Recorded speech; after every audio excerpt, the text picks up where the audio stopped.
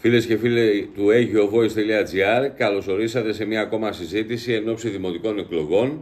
Λίγος καιρός απομένει και πρέπει να κάνουμε αυτές τις κουβέντες, τις συζητήσεις, τις συνεντεύξεις με ανθρώπους οι οποίοι δίνουν τη μάχη της σταυροδοσίας για να μπουν στο Δημοτικό Συμβούλιο της Αιγιάλειας, ώστε να δούμε αφενός μεν τι πρεσβεύουν ως όραμα, ως σκέψεις και ιδέες για το καλύτερο του τόπου, αφετέρου να διακρίνουμε και να διαφωτιστούμε ως προς αυτό το οποίο παρακίνησε τον καθένα να μπει σε αυτή τη μάχη των δημοτικών εκλογών. Και σήμερα έχουμε στο agiovoice.gr τη χαρά να φιλοξενούμε τον πρόεδρο του Εργατικού Κέντρου της περιοχής, τον κύριο Παναγιώτη Γεωργόπουλο.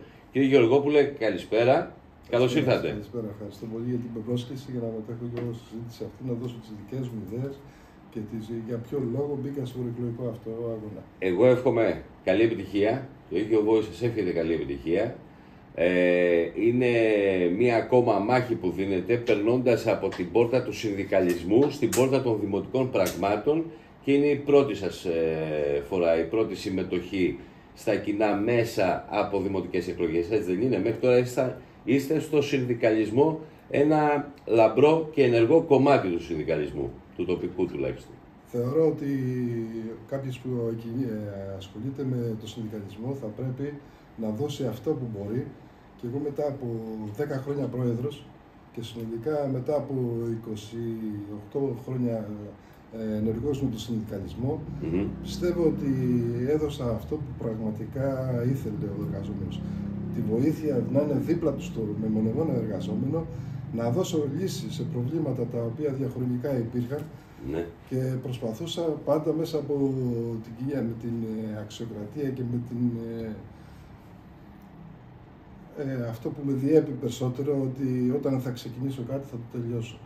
Το όραμά μου ήταν πάντα στο εργατικό κέντρο και όταν μπήκα στο συνδικαλισμό να αναδείξω όλους αυτούς που περάσαν από το συνδικαλισμό στον χώρο μας από το 1927 και το 1935 που είναι το εργατικό κέντρο. Ήταν το βασικό μου όραμα. Όλοι αυτοί που πέρασαν και διαχρονικά δώσαν αγώνες μέσα από τον συνδικαλισμό, και ήταν στην αφάνεια να βγουν στην επιφάνεια. Λοιπόν, κατάφερα πριν πέρσι, το Μάρτιο, να κάνω μια παρουσίαση ενός βιβλίου, το οποίο αναδεικνύει όλα τα γεγονότα και όλους τους ανθρώπους που πέρασαν διαχρονικά από το συνδικαλιστικό κίνημα και έδωσαν τους αγώνες τους. Πραγματικά η παρουσίαση του βιβλίου ήταν ένα σημαντικό γεγονός για το Αίγιο. Είχα ανταπόκριση από όλη την Ελλάδα, από προέδρους των εργατικών κέντρων, τουλάχιστον από 10 εργατικά κέντρα από όλη την Ελλάδα και από 7 ομοσπονδίες. Ήταν ο πρόεδρος της ΓΕΣΕ και ήταν και πολλοί βουλευτές, οι οποίοι έδωσαν αυτό που πραγματικά άξιζαν αυτοί οι άνθρωποι.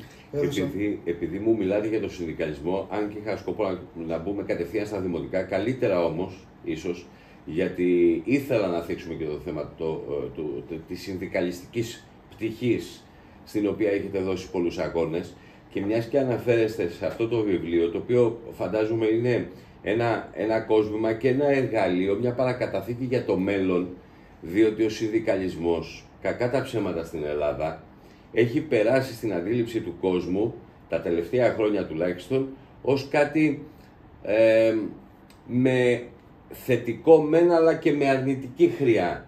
Οι συνδικαλιστικοπατέρες και τα λοιπά, οι εργατοπατέρες, καταλαβαίνετε τι εννοώ, ή κάποιοι που χρησιμοποιούσαν ή χρησιμοποιούν τον συνδικαλισμό για να ανέλθουν, να αναρριχηθούν πιο ψηλά σε ανώτερα κλιμάκια, ακόμα και στην πολιτική.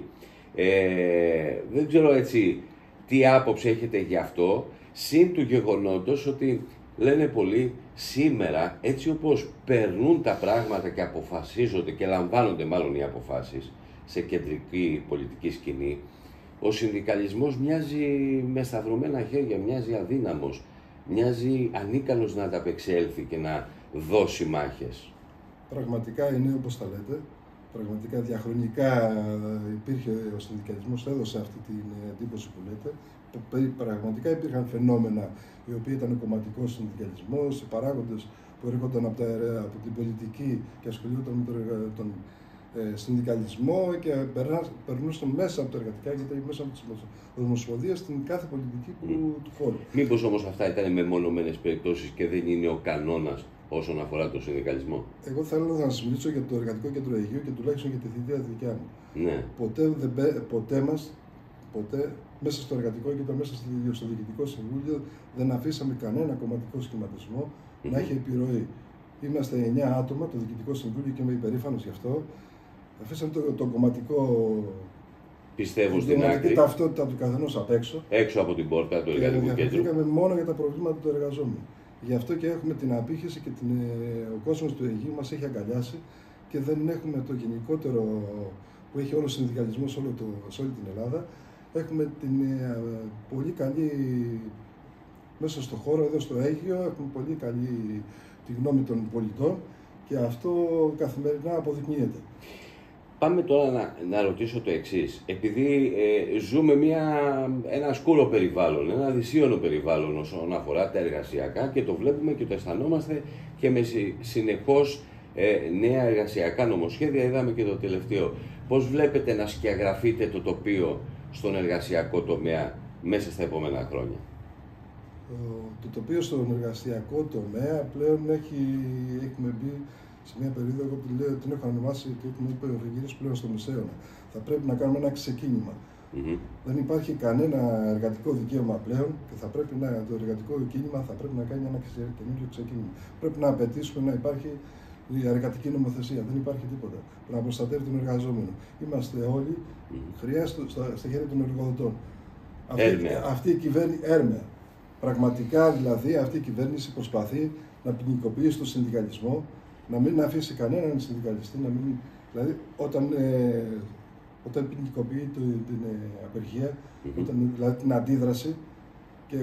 Είναι πράγματα τα οποία κάποτε φάνταζαν εξωπραγματικά και ούτε καν οι κυβερνώντες άλλης εποχής, και δεν μιλώ για πολύ παλιά, μιλώ για κάποια χρόνια πριν, ούτε καν διανοούνταν να τα θέσουν προς συζήτηση τέτοια θέματα.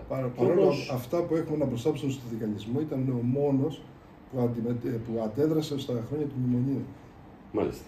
Δηλαδή πιστεύουμε εκεί μας έδωσε την όθηση, και αυτά που σας λέω τώρα μου έδωσε το δικαίωμα να σας λέω ότι έχουμε μπει σε άλλη ρότα στο χέρι. Κύριε Γεωργόπουλε, για να το συνδέσω λίγο και με αυτή την υποψηφιότητά σας με τον συνδυασμό του κ. Καλογερόπουλου και τη μάχη του Σταυρού που δίνετε κι εσείς εδώ στην Αιγιάλια, λέγοντας, έχω δώσει τον αγώνα μου, είμαι 10 χρόνια στον χώρο του συνδικαλισμού, στο Εργατικό Κέντρο, υπερήφανος, με μια σοβαρότητα και μια μεγάλη απήχηση στην κοινωνία και στον εργατικό κόσμο. Άρα τώρα μεταπηδώ ή πάω και στο Δήμο, στην τοπική αυτοδιοίκηση πρώτου βαθμού. Και θέλω να ρωτήσω, με δεδομένο αυτό που συζητούσαμε πριν, το γεγονός δηλαδή ότι είμαστε μπροστά σε ένα δυσίωνο εργασιακό περιβάλλον, ένας Δήμος, η αυτοδιοίκηση έχει δυνάμεις να μπορεί κάτι να αλλάξει, τουλάχιστον σε τοπικό επίπεδο, σε επίπεδο τοπικής κοινωνίας? Βεβαίως, πάντα η τοπική αυτοδιοίκηση έχει τη δύναμη να αλλάξει και στο εργασιακό και σε όλους και στο τομέα της υγείας και παντού. Έχει μεγάλη πρόσβαση στην κοινωνία. Φτάνει να βγουν άνθρωποι οι οποίοι θα στηρίξουν αυτά τα δικαιώματα και να τα προχωρήσουν παρακάτω. Αυτός ήταν και ένας λόγος της δικής σας απόφασης να συμμετέχετε? Γιατί διαχρονικά μέσα στα 10 χρόνια του Εργατικού Κέντρου δεν είδα ποτέ η φωνή του εργαζόμενου να ακούγεται μέσα στο Δημοτικό Συμβούλιο. Θεσμικά. Ναι. Λοιπόν, πήρα την απόφαση να πω για πρώτη φορά, μάλλον έχει ξαναγίνει στο παρελθόν, να προσπαθήσω να πω στο Δημοτικό Συμβούλιο να ακούγεται η φωνή του εργαζόμενου. Ήταν ζητούμενο όλα αυτά τα χρόνια. Νομίζω ότι επιβάλλεται κιόλας. Επιβάλλεται να μεταφέρει κάποιος τη φωνή και τις αγωνίες των εργαζομένων. Το ένα, το βασικό ήταν αυτό. Ναι. Το δεύτερο ήταν ότι θα έφερα κάποια στιγμή από την φάση της κριτικής στην κάθε τοπική αυτοδιοίκηση να μπούμε στη φάση να προσπαθήσουμε κι εμείς να κάνουμε κάτι καλύτερο. Βλέπετε, ζούμε σε αυτή την πόλη πολλά χρόνια, από τότε που γεννηθήκαμε, και βλέπουμε ότι δεν έχει αλλάξει τίποτα. Έχουμε μείνει πολύ πίσω. Μπαίνοντας σε αυτόν τον αγώνα, θέλω να δώσω κι εγώ με τη γνώση μου, την εμπειρία που έχω τόσα χρόνια αποκομίσει από τον συνδικαλισμό και γιατί και εμείς το Εργατικό Κέντρο κάνει διοίκηση. Ναι. Επομένως, Θέλω και καλά, εγώ. δεν είναι και εύκολο πράγμα. Νομίζω ότι είναι ίσως η πιο δύσκολη διοίκηση, το πιο δύσκολο πόστο να μπορέσεις να είσαι πρόεδρος στο εργατικό, σε ένα εργατικό κέντρο. Δεν ήταν εύκολο.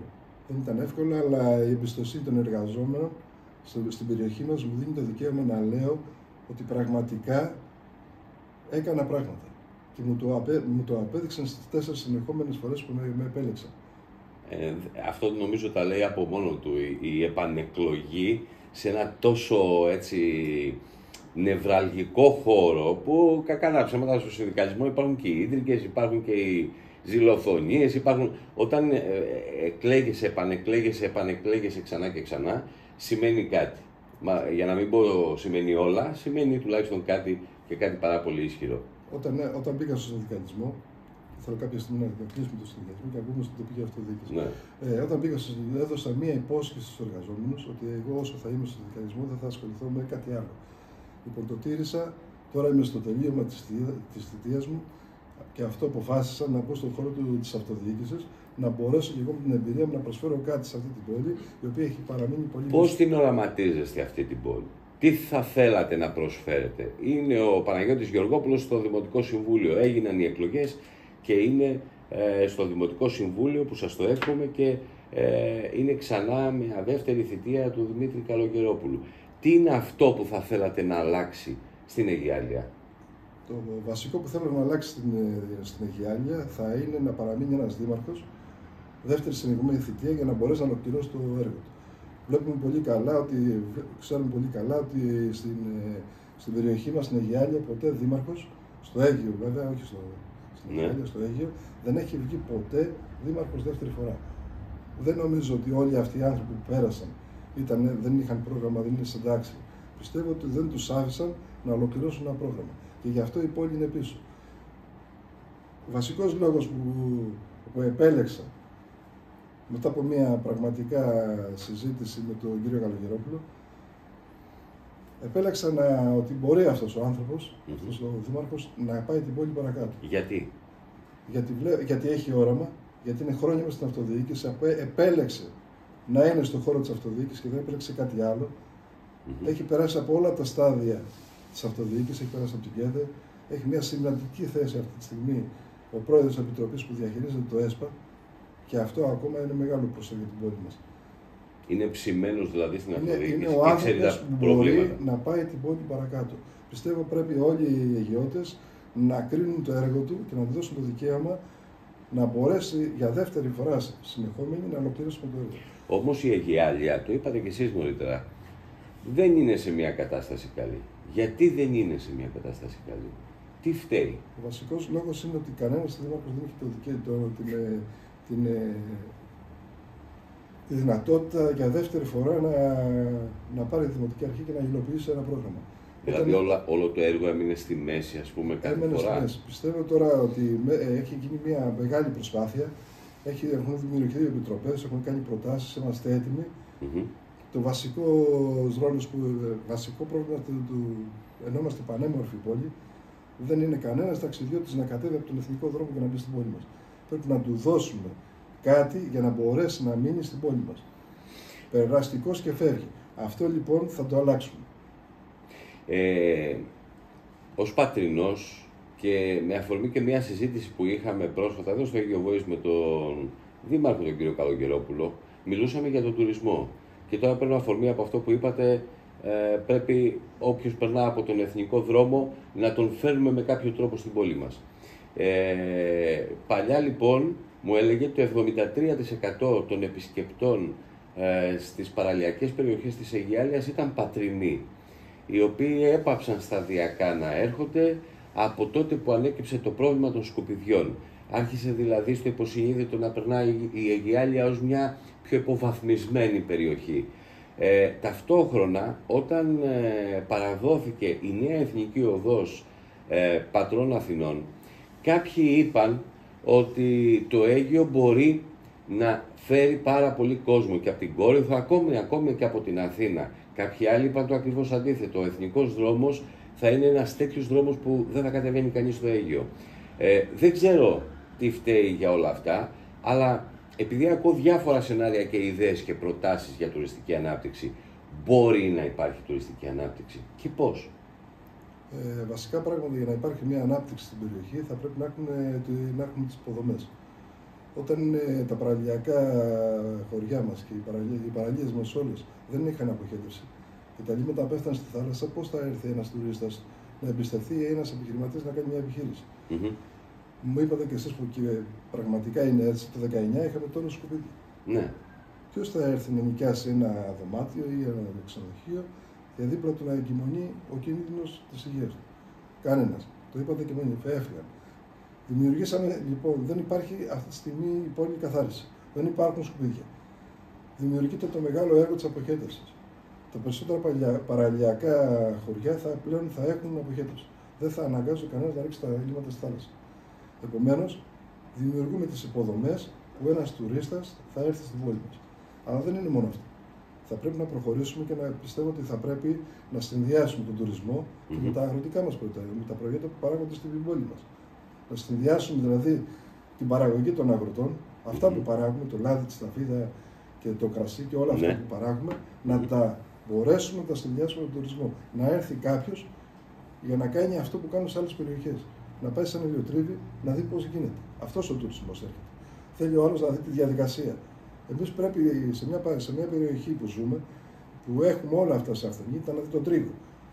Έχω πάει σε άλλες περιοχές οι οποίες έχουν μήλο μέσα και άλλα κάνουν το ψωμί. Πώς παράγεται? Γιατί και εμείς να μην προσφέρουμε στον τουρίστα κάτι τέτοιο?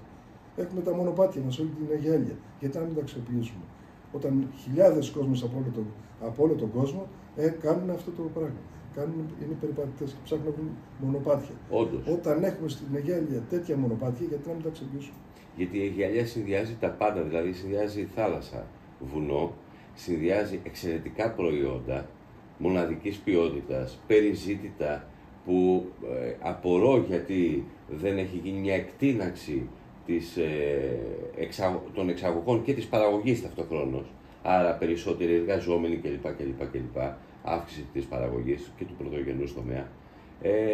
Και όλα αυτά σε συνδυασμό με μια τουριστική ροή δηλαδή προς τα εδώ. Αλλά μου είπατε πριν, πολύ σωστό, ότι έπρεπε πρώτα να φτιάξουμε τις υποδομές, να φτιάξουμε την πόλη. Δηλαδή είναι σαν να λέμε περιμένουμε κόσμο στο σπίτι, αλλά το σπίτι είναι άνω κάτω. Φτιάξε το σπίτι πρώτα και μετά περιμένεις επισκέπτες. Να έχουμε τους χώρους, να έχουμε δώσει τις υποδομές και τους χώρους για να έρθει ο τουρίστας. Άρα τώρα φτιάχτηκαν οι υποδομές στην πρώτη θητεία Καλογερόπουλου, λέτε, και ο κόσμος πρέπει να δώσει μια δεύτερη. Θα πρέπει να τελειώσουμε και τα υπόλοιπα τα χωριά τα οποία δεν έχουν ενταθεί και για κάποιους λόγους πιο παλιά δεν είχαν ενταθεί. Δεν είναι η ώρα να πούμε για ποιους λόγους δεν είχαν ενταθεί. Όμως θεωρώ ότι κι άλλοι είχαν όραμα για τον τουρισμό. Δεν θα πω ότι δεν θα είμαι μηδενιστής για τους προηγούμενους. Θα πω ότι δεν είχαν το δικαίωμα να έχουν δεύτερη ευκαιρία. Και γι' αυτό δεν μπορούσαν να κάνουν το πρόγραμμα της που είχαν οραματιστεί να το κάνουν. Θεωρώ ότι εμείς είμαστε έτοιμοι. Οι επιτροπές έχουν δουλέψει τόσο πολύ, έχουν βρει όλα τα εργαλεία αυτά που να δώσουν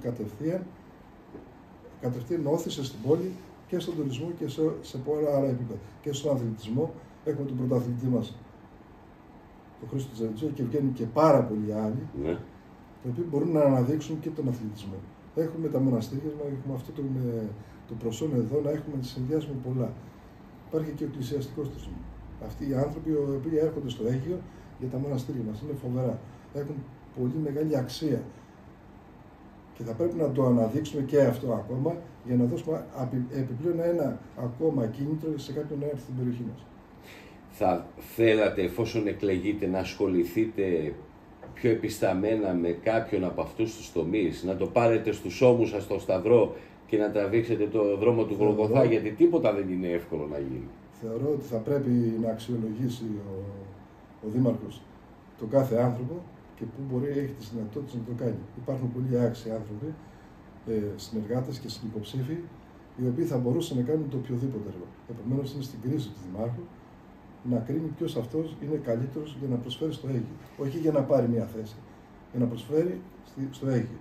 Αν μπορεί να το κάνει. Όχι τους φίλους μας, πρέπει να βάλουμε και να ψηφίζουμε αυτούς τους ικανούς. Και θα πρέπει αυτοί που εκλεγούν,